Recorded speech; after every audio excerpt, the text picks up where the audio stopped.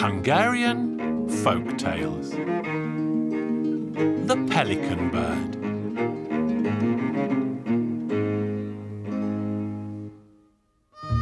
Once upon a time, there lived an old king, and the old king did not know whether to weep with sorrow or to weep with joy.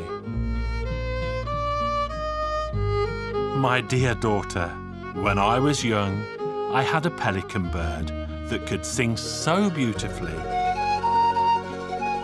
And as long as I heard that pelican bird sing, I stayed forever young and forgot all my troubles in the world. But one day my pelican bird vanished overnight, and I searched far and near to find it again, but sadly failed, and that is why I feel such sorrow. But I also feel great joy, because in all my travels, far and near, I have never seen a maiden fairer than you, my dear. Well, Father dear, if that is so, I will not marry until somebody brings that singing pelican bird back to you. Oh, give it up, dear daughter, because you will die an old maid. No, Father, I will keep my vow. So the beautiful princess announced to all the world that she would only marry the man who brought back her father's singing pelican bird. So princes arrived and were sent forth to search the four corners of the world, but they all returned without the singing pelican bird. A handsome young tailor lived in the royal court, who could not bear to see his sovereign look so sad. So he packed his bag with bread, bacon and onions and set off in search of the singing pelican bird. The young tailor walked until he found himself in a dark forest, where he met a grey-haired beggar, and the beggar said, "Give me a slice of bread, and God will reward you." "Very well, old man, here you are. I know that you have come to this place to find the pelican bird. Many young princes have passed through this forest, and I asked them each for a slice of bread, but none of them helped me as you have, and they all went back to the palace empty-handed. A good deed deserves a just reward. The pelican bird is to be found beyond the vast ocean, but you cannot walk to this place. You need to go and see the old witch, who lives deeper still in the dark forest."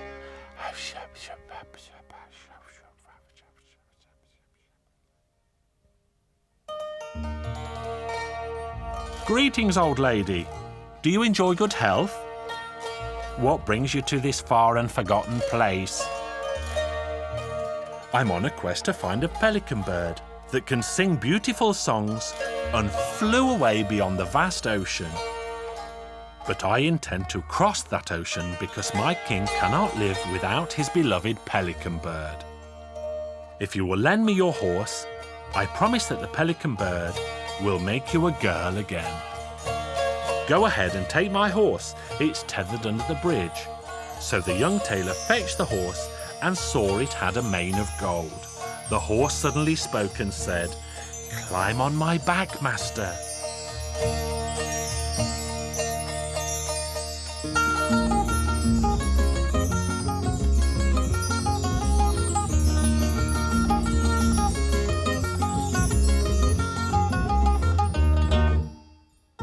"Master, I shall leave you now. You must travel on and ask about the whereabouts of the pelican bird, because one good question is worth 100 bad guesses." "Wait, I shall give you this whistle. If you're ever in trouble, blow it and I will appear." "Very well, horse," and the horse vanished. So the young tailor walked and walked until he met an ancient old woman. Old lady, please show me the way to the pelican bird. I plan to take it back to my king, whose heart is half filled with sorrow since it left him." "I know, my child. I'll happily show you the way. Do you see that distant forest? You will find the pelican bird stuck up in the highest tree. where the poor thing has been suffering all these long years.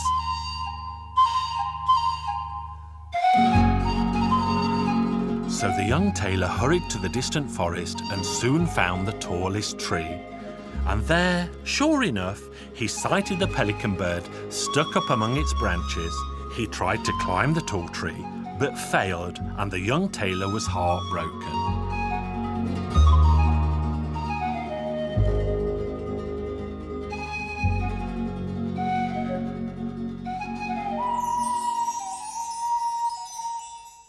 Did you call me, master? Yes, I did. The pelican bird is up in the tree, but I cannot climb it. Worry not, master. You just climb up on my back, and we shall fly to the top of the tree. With one hand you can lift up the tree branch, and with the other, take the bird and hold it good and tight. It took the young tailor a week and a day to journey back to the palace, where he tried to get the bird to sing for the king. Sing, Pelican Bird, we're home again at last.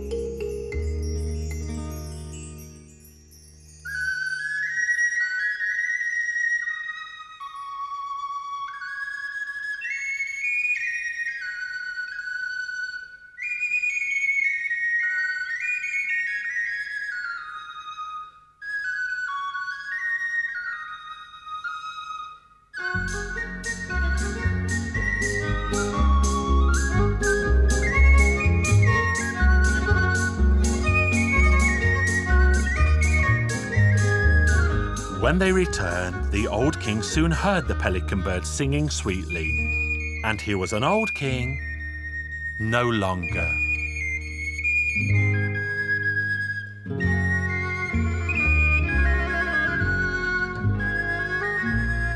Then they held a wonderful wedding feast, and all lived happily ever after.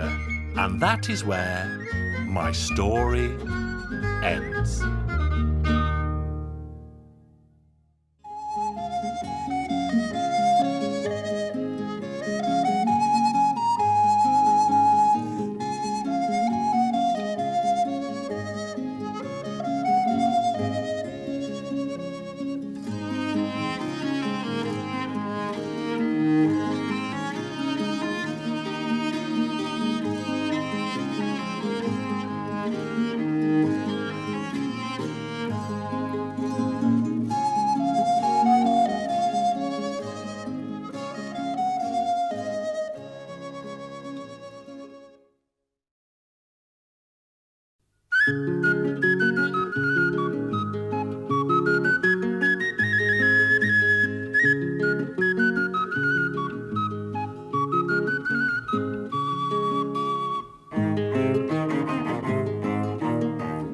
Hungarian Folk Tales.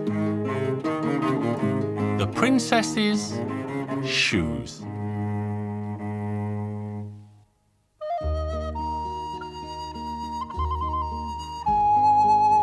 Once upon a time, there lived a most beautiful princess who was lovelier than any maiden on earth. Prince after prince came to her father's palace. Princes from all over the world surrounded the lovely princess, telling her the sweetest things, but it was no use. It all went in one ear and out of the other. In fact, she laughed at them so loudly that the whole palace resounded to her laughter. There was one among the princes who caught the princess's eye, and she took a fancy to him, but he was none the wiser for it, as the merciless princess poked even more fun at him than she did at the others. As time went by, it happened one day that two fleas hopped into the princess's palm. Well, she was as quick as lightning and held them fast in her hand. She took the two fleas to a pot containing lard and put them in there so that they would grow big and fat. She was right indeed, and hardly a year had gone by when the two fleas had grown so huge that their hide was big enough to make a pair of shoes. The princess made up her mind. She summoned the butcher, had the fleas skinned, ordered the shoemaker to tan the hides, and the bootmaker to make her a pair of fine boots. She had it announced far and wide that she would marry the man who could tell her what animal's hide her boots were made out of. The princes came flocking again from far-flung corners of the world. They were all fine young men in their prime. They lined up in the courtyard and started guessing what animal's hide the princess's shoes could be made out of. But none of them got it right. Then the princess had taken a liking to, dressed in a beggar's rags, and sneaked into the princess's bedchamber, where he hid in the night, hoping to hear what the princess would tell her maid about the boots. He could not have been more right. The princess had a good laugh at all the silly answers she had been hearing all day and said to her maid, "You'll see, nobody will ever know that my boots have been made out of flea skin." That was enough for the prince.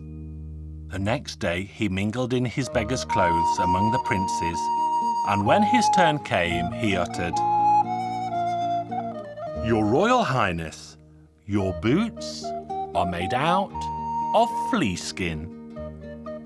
The princess went white as a sheet, shivered like a leaf, but did not wish to go back on her word, so she said, "You're right, beggar, so from this moment forth, I'm your wedded wife, till death do us part." "All right, my lovely young wife, but take off your nice silk clothes and put on beggar's rags. Then we'll make a perfect match." The haughty princess donned a beggar woman's clothes and accompanied her husband to a dirty little hut on the outskirts of the village. As if all that had not been enough, she even had to beg with her husband day in, day out. On top of it all, she even had to make a fire and cook dinner for her husband as best she could with what little she had. To make matters worse, a farm labourer came and shouted to her in a loud voice, "Hey you, beggar woman, go at once to hoe the land on the prince's estate." What else could the poor princess do? She went off as she had been ordered, shedding many a tear on the way. Her husband then made straight for the palace. There he donned his bright royal clothes and walked out among the labourers. It was his fields that the beggar woman had been sent to. The prince kept on encouraging and praising the labourers, but scolded and humiliated his wife, saying that he had never seen such a bad farmhand, although the poor woman was sweating with the effort she was making. Dinner time came, all the labourers were seated at a big table, and silver cutlery was put next to the plate of each. The prince still had not had enough. He wanted his haughty wife never to forget the experience, so he told another woman labourer to slip a silver spoon into the beggar woman's pocket.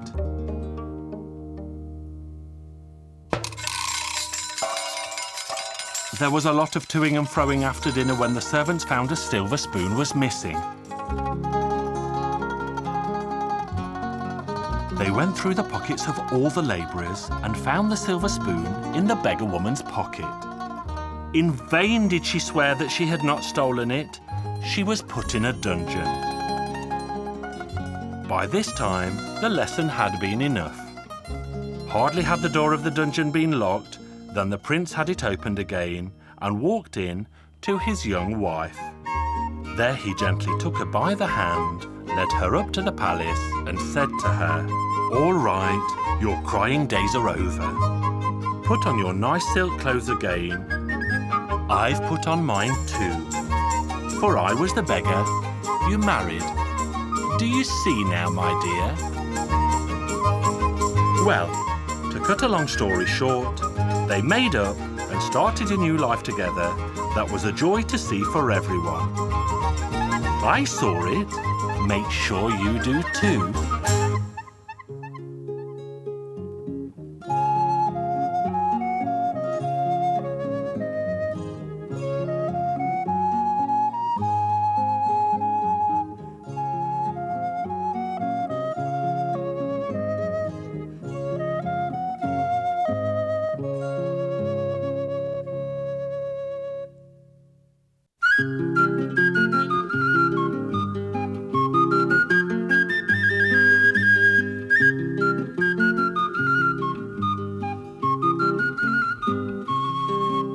Hungarian Folk Tales. Susa.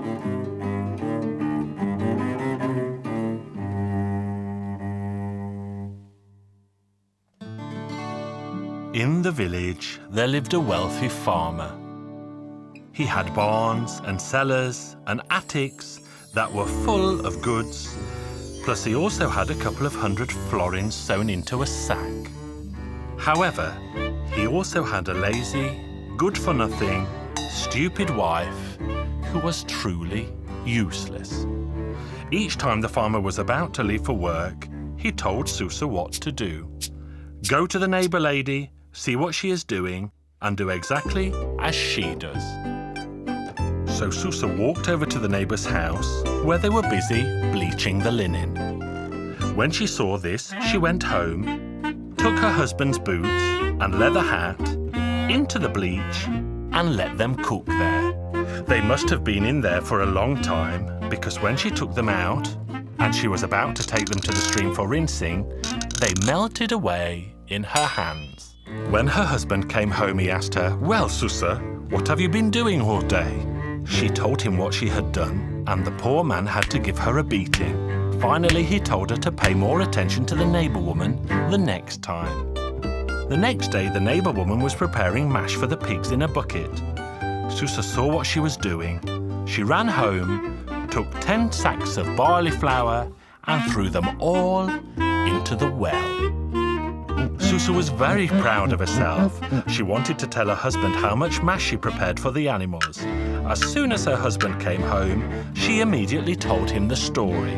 "Do you know what I did today? Mash. The whole well is full of the stuff. There'll be plenty for the pigs." "What? Are you out of your mind, woman?" "That's exactly what I did."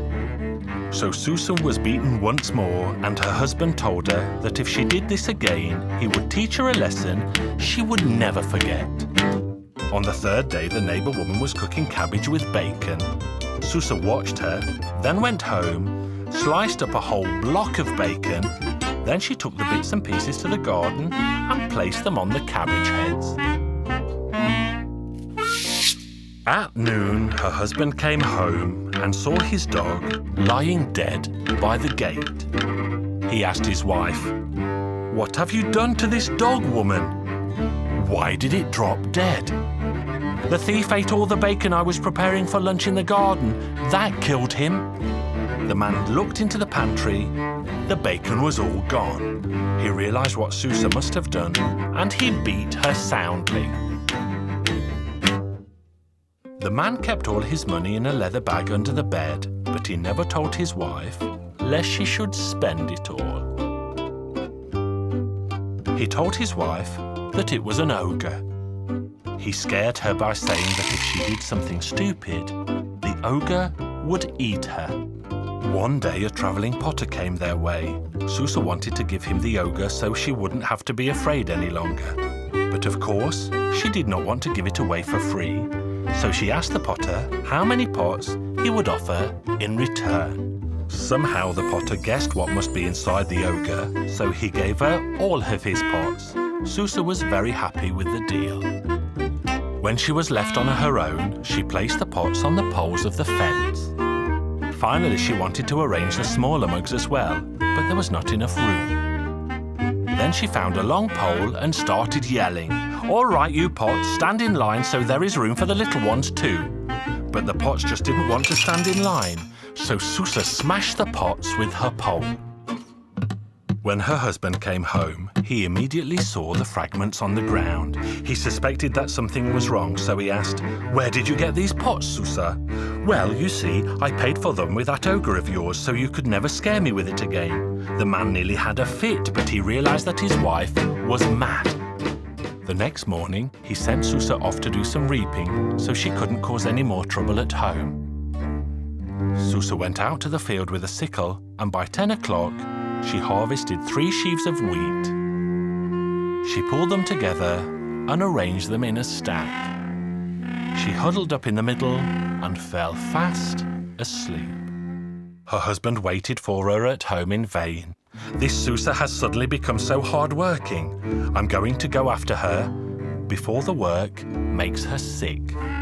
He went out to the field, but however hard he looked, he just couldn't see Susa anywhere. Where could she be? He was about to go home when he finally noticed the 3 sheaves of wheat.